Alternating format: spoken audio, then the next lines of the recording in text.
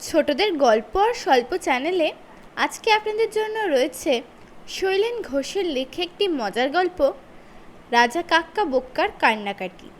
আপনারা যদি আমার চ্যানেলে নতুন হয়ে থাকেন তবে অবশ্যই চ্যানেলটি সাবস্ক্রাইব করে নিতে ভুলবেন না। শুরু হচ্ছে আজকের গল্প, রাজা কাক্কা বোক্কার কান্নাকাটি।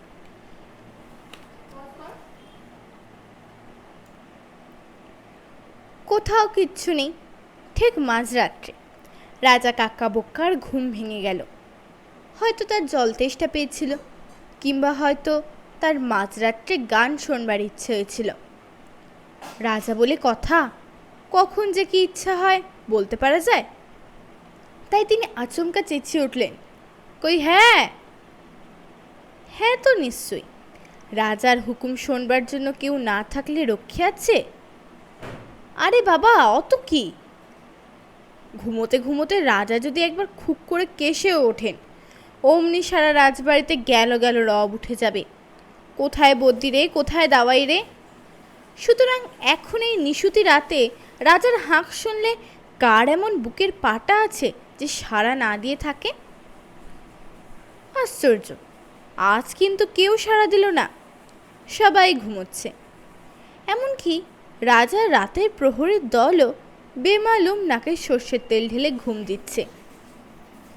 এই রে, গেল এবার চাকরিটা। অবশ্যই ঘুমকে তুমি দোষ দিতে পারো না, কেননা মানুষগুলোকে কাল সারা রাত চরকিবাজি খেতে হয়েছে।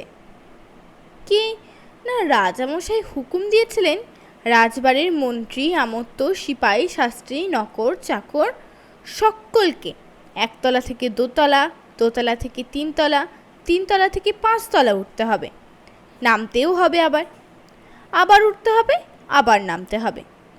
একবার দুবার নয়, সারা রাত ধরে 100 থেকে 200 বার। এ বাবা আবার যে সে রাজা নয়, এর নাম রাজা কাক্কা বোক্কা। তার হুকুম অমান্য করছো কি ঘ্যাঁচ। সুতরাং কাল সারা রাত ধরে রাজবাড়িতে সে কি তুলকালাম কাণ্ড। এক বাড়ির লোক শুধু উপরে উঠছে আর নিচে নামছে, আর রাজা কাক্কা বোক্কা তাই দেখছেন আর হো হো করে হাসছেন। কি অদ্ভুত রে রাজা রে বাবা।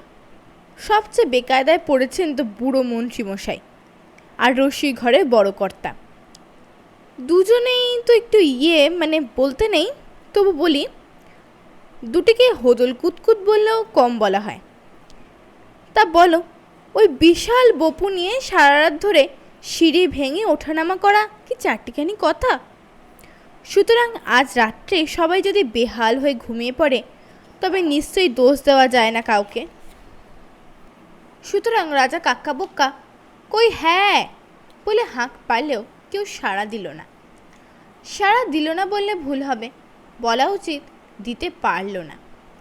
সাড়া না পেয়ে তিনি প্রথমটি একটু অবাক হলেন। অবশ্য মনে মনে ভাবলেন, হয়তো তার হাঁক কেউ শুনতে পায়নি। তাই তিনি আরেকটু জোরে ডাক দিলেন, কই হ্যাঁ। এবার কিন্তু রাজা সত্যি আশ্চর্য হয়ে গেলেন, কেননা এবারও তিনি সাড়া পেলেন না। সুতরাং বুঝতেই পারা যায় তিনি ভেতরে ভেতরে প্রচণ্ড খেপছেন। খেপতে খেপতে প্রথমটা দাঁত কড়মড় করলেন, অতঃপর ঘুষি পাকালেন। তরাং করে দাঁড়িয়ে পড়ে তিরিং করে লাফ মারলেন। লাফ মেরে তার শয়নকক্ষের বাইরে এসে তিনি চক্ষু কপালে তুললেন, কেননা তিনি দেখলেন তার প্রহরী দুজন ঘরের দুই পাশে চিৎপটাং হয়ে ঘুম দিচ্ছে। আর দেখতে হয়, এই বুঝে একজনের পেটে চালিয়ে দিলেন ঘুষি। বুঝে গেল পেট ফেঁসে। না, মারলেন না তো। তিনি থমকে দাঁড়িয়ে পড়লেন। হঠাৎ যেন মনে হলো তার কানে কিসের শব্দ ভেসে আসছে। তিনি ভালো করে কান পাতলেন। শব্দটা শুনতে শুনতে তিনি শব্দের দিকেই এগিয়ে চললেন। রাজবাড়ি এখন একেবারে শুনশান। তিনি বুঝতে পারলেন সবাই এখন ঘুমোচ্ছে, অথচ এই রাত্রে প্রহরীদের জেগে থাকার কথা। তাদের পায়ের শব্দ এখন কানে না এসে ভুর ভুর, এই কিসের শব্দ তার কানে আসছে। তিনি আরও কয়েক পা এগোলেন। তিনি এ ঘরে ও ঘরে উঁকি মারলেন।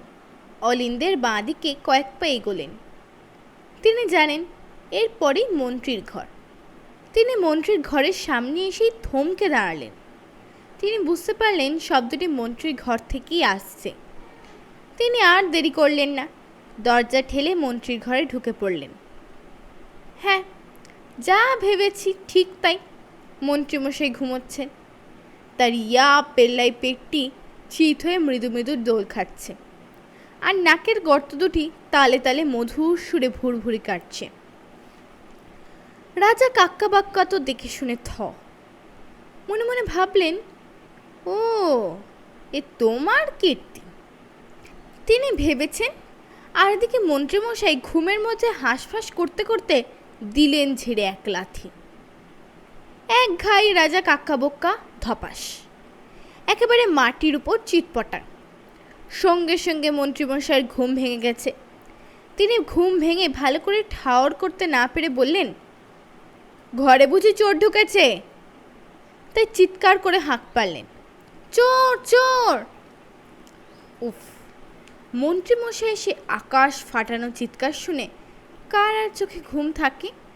গোটা রাজবাড়িটাই আতঙ্কে চেঁচাতে লাগলো, চোর চোর। তারপর লেগে গেল হুড়োহুড়ি, এ ছোটে এদিকে ও ছোটে ওদিকে। ছুটতে ছুটতে তারা মন্ত্রীর ঘরেই হুড়মুড় করে ঢুকে পড়ল। ঢুকেই তো ভ্যাবা চাকা, দেখে কি মহারাজ মাটির উপর চিৎপটাং হয়ে পড়ে আছেন, আর মন্ত্রীমশাই চোরের ভয় চোখ কান বুঝে চোর চোর করে গোঙাচ্ছেন। তোল তোল, আগে রাজামশাইকে তোল। সবাই মিলে রাজাকে টেনে তুলতে না তুলতেই মন্ত্রীমশাই চোখ খুলেছেন। খুলেই হতভম্ব, আরে এ তো চোর নয়, এ যে রাজামশাই স্বয়ং। রাজা তো এদিকে ক্ষেপে লাল। কি এত বড় আস্পর্ধা, রাজাকে মন্ত্রী লাথি মারে, রাজাকে কিনা বলে চোর। রাজা গর্জন করে উঠলেন, মন্ত্রীকে পাকড়াও, নিয়ে চলো আমার ঘরে। শাস্ত্রীরা মন্ত্রীকে পাকড়ে নিয়ে চলল রাজার ঘরে। তারপর মন্ত্রীকে রাজার জিম্মায় রেখে তারা চলে গেল। রাজা কাক্কা বুক্কা কটমট করে মন্ত্রীর দিকে চাইলেন, বললেন, এই যে মন্ত্রীমশাই, এখন নিশ্চয়ই ঘুম পাচ্ছে না? মন্ত্রী আমতা আমতা করতে লাগলো। রাজা কাক্কা বুক্কা টেনে এক ধমক দিলেন, ডেকে ডেকে আমার গলা কাঠ হয়ে গেল, আর আপনি পড়ে পড়ে নাক টাকাচ্ছেন। মন্ত্রী কি বলি ভাবতে ভাবতে ফট করে বলে বসলেন, আগে হুজুর, নাকের আর দোষ কি, শরীরের ওপর ধকলটা তো কম যায়নি। সারা রাত ধরে কালকে 1 তলা থেকে 5 তলা করলে। বলতে বলতে মন্ত্রীর নজরটা রাজার রাগী চোখের উপর গিয়ে পড়ল। ব্যাস, মন্ত্রীর হয়ে গিয়েছে, একদম চুপ। রাজা ব্যঙ্গ করে বললেন, হ্যাঁ বলুন, থামলেন কেন? মন্ত্রীমশাই ভীষণ ভয় পেয়ে ঢোক গিলতে লাগলেন।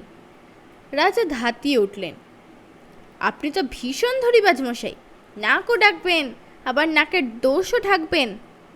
না, আমার কাছে আপনারা চাকরি করা চলবে না। কাল থেকে আপনি একদম মন্ত্রিত্ব বন্ধ করে দিন। মন্ত্রী চমকে উঠলেন, আগে। রাজা মুখ ঘুরিয়ে নিয়ে বললেন, আপনি এখন যেতে পারেন। মন্ত্রী কাচুমাচু হয়ে বলল, আগে নাক তো আমার একদিনই ডেকেছে, বারবার তো আর ডাকে না। একদিনই কি চাকরি করাটা ঠিক হচ্ছে মশাই? বেঠিক কি সঠিক সেই জ্ঞানটা কি আপনার কাছ থেকে শিখতে হবে? বলি, রাজাটা কে এই রাজ্যের, আপনি না আমি? রাজা ভীষণ রেগে করকে উঠলেন, আমি বলেছি চাকরি নট টু চাকরি নট। মন্ত্রী এবার কাকুতেই মিনতি করতে শুরু করলেন, বললেন, আগে চাকরিটা গেলে বাড়ির ছেলেমেয়েগুলো না খেতে পেয়ে মারা যাবে, আমরা সবাই মরব। রাজা সাফ সাফ উত্তর দিলেন, মরবেন তো মরবেন, আমার কি? মন্ত্রী যখন বুঝলেন রাজা কিছুতেই শুনবেন না, তখন তিনি বেপরোয়া হয়ে গেলেন। বললেন, আমার মরণে যখন আপনার ইচ্ছে, তখন আমি আপনার এই ঘরেই মরব, এখান থেকে আমি আর 1 পাও নড়ছি না। রাজা চিৎকার করে উঠলেন, আমার ঘরে আমি আপনাকে মরতে দেব না, আপনি এখান থেকে এক্ষুনি চলে যান। রাজা যখন দেখলেন এই একরোখা লোকটাকে শায়েস্তা করা সহজ নয়, তখন তিনি মনে মনে ফোন দিয়ে আঁটতে লাগলেন।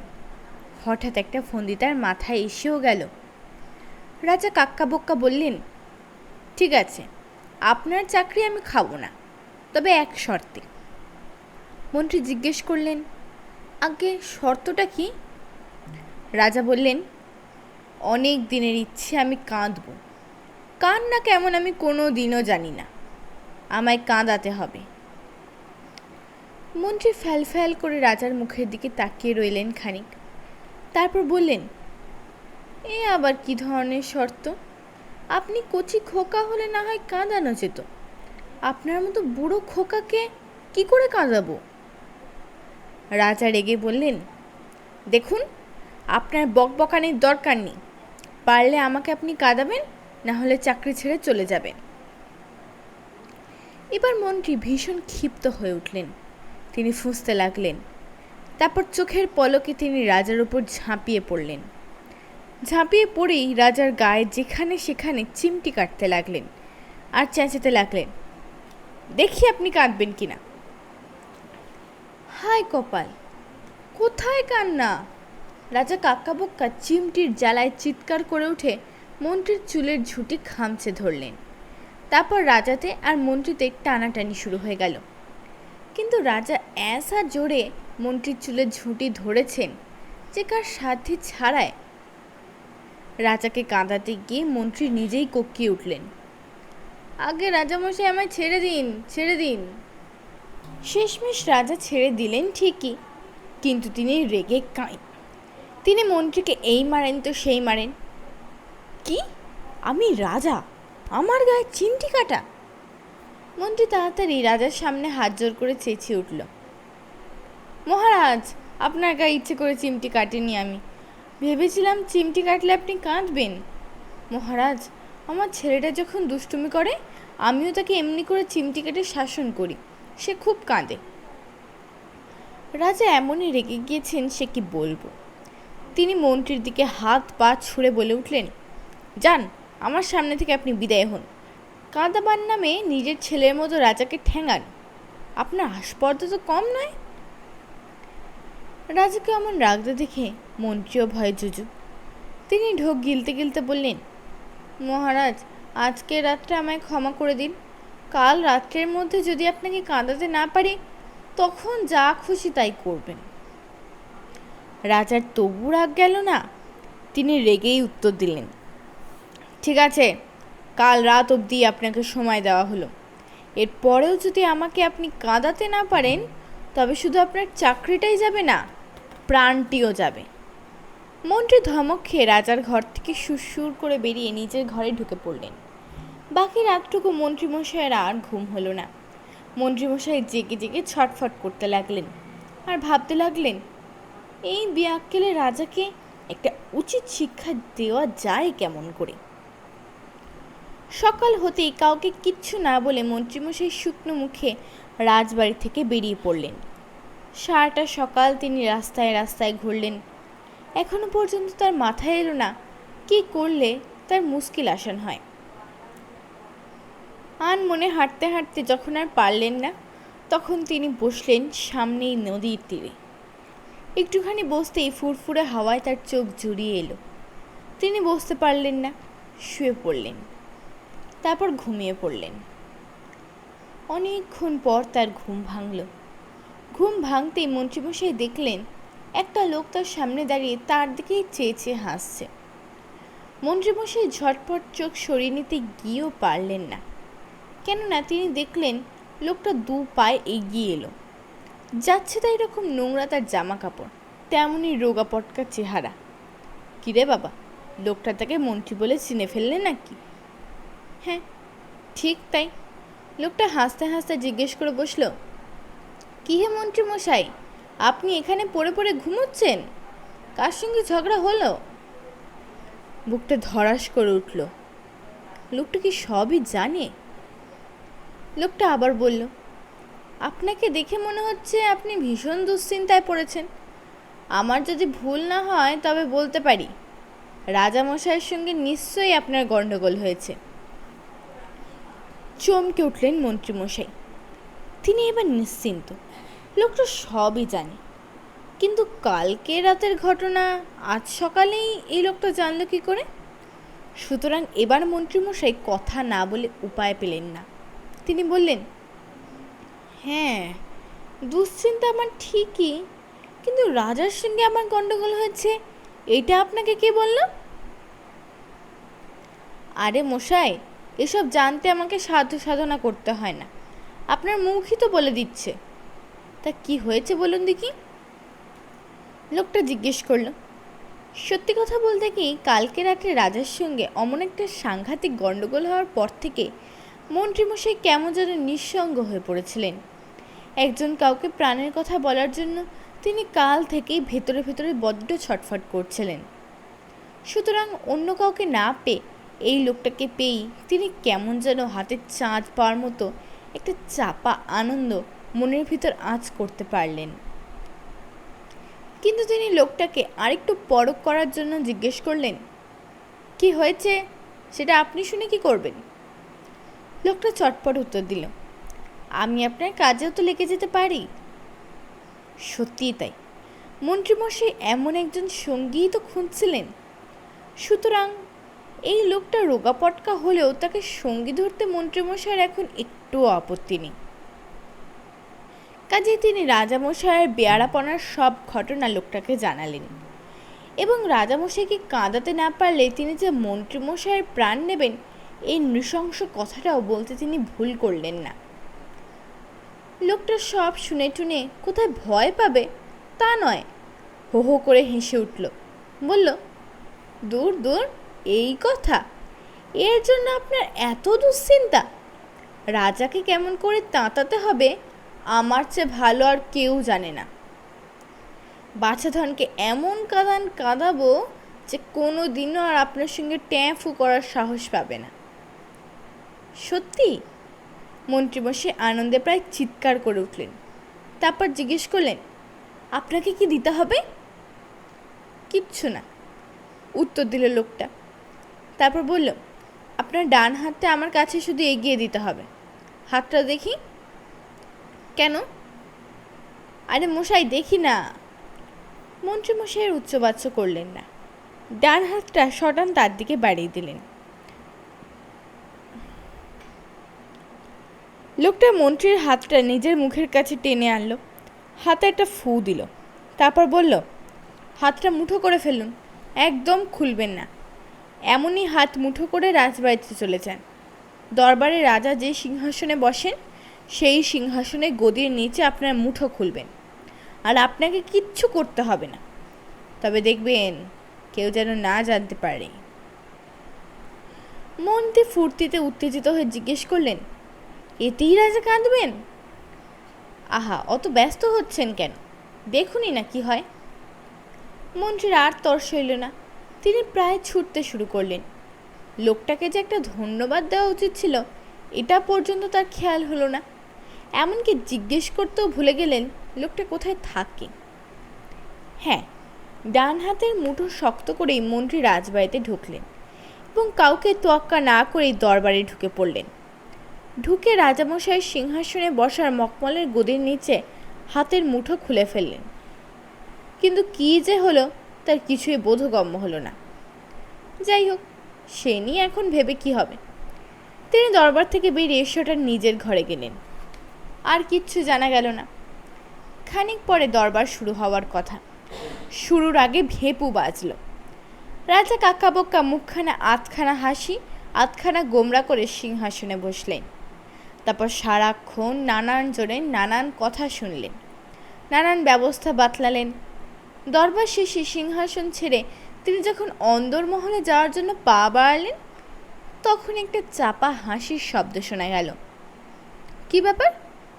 হাসি শুনে রাজা কাকাবক্কা একটু থতমত খেয়ে গেলেন বটে, তবে তিনি থামলেন না, দ্রুত পা চালালেন। তিনি দেখলেন না এক ঘর লোক তার পেছনটা অবাক হয়ে লক্ষ্য করছে আর ফিক ফিক করে হাসছে। এ কি রে, হাসছে কেন? হাসবে না? রাজার পেছনে যে একটা লেজ গজিয়েছে। রাজা যতই হাঁটছেন সিঁড়ি তার পিছনে ততই দৌড় খাচ্ছে। রাজা লেজ ঝুলিয়ে নিশ্চিন্ত মনে নিজের ঘরে ঢুকে গেলেন। আর এদিকে দরবার ভর্তি লোক রাজার লেজ দেখে হাসাহাসি করলেও অবাক হয়ে ভাবতে লাগলো, তো তাজ্জব ব্যাপার, মানুষ রাজার বাঁদরের মতো লেজ গজালো কোত্থেকে। কথাটা মন্ত্রীমশাইয়ের কানে পৌঁছতে কিন্তু বেশি দেরি লাগলো না। শুনে ইস্তাক মন্ত্রীমশাই আন চান শুরু করে দিলেন, এ কি সর্বনেশে কথা, তবে কি সেই লোকটা মন্ত্রীমশাইয়ের হাতের মুঠোর ভিতর লেজ গজানোর মন্ত্র পুড়ে দিয়েছিল নাকি? এবার তিনি আড়ালে আবডালে লুকিয়ে বসে রাজার উপর নজর রাখতে লাগলেন। দেখা যাক তো কি হয়। দেখতে দেখতে রাত্রি হয়ে গেল। এক্ষুনি রাজা শুয়ে পড়বেন। এদিকে মন্ত্রীমশাই কি করছেন? রাজার চোখকে ফাঁকি দিয়ে এক ফাঁকে টুক করে রাজার শোয়ার পালঙ্কের নিচে সেঁধিয়ে ঘাপটি মেরে বসে পড়েছেন। রাজা মন্ত্রীর কথা জানতেও পারলেন না, আর এতক্ষণ পর্যন্ত নিজের লেজের কথা টেরও পেলেন না।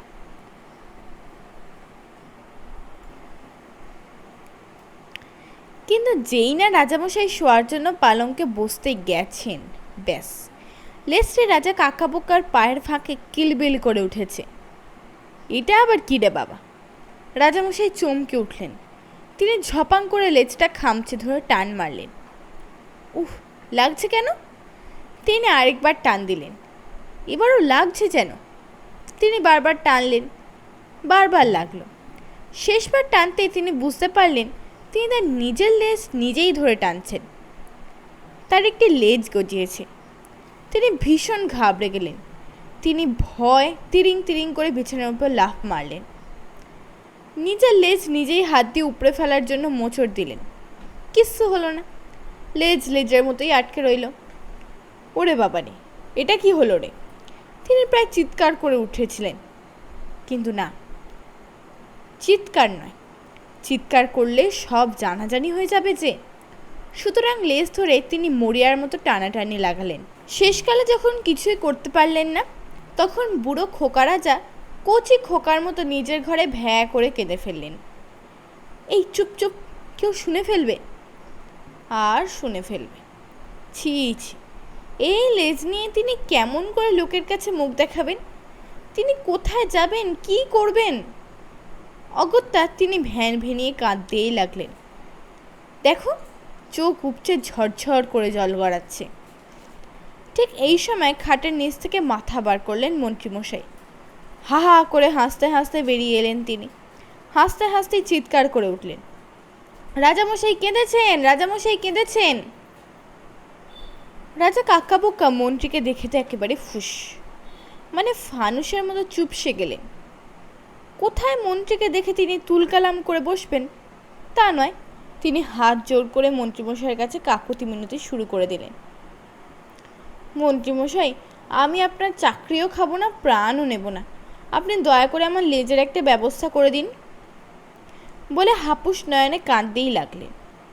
অমনি টুপ করে রাজার লেজটি খসে পড়ল মাটিতে। মন্ত্রীমশাই সঙ্গে সঙ্গে সেটি তুলে নিলেন। বললেন, এই যে আপনার লেজ, আপনি কেঁদেছেন, লেজও খসেছে, আর আপনার লজ্জা পাওয়ার কিছু নেই রাজামশাই।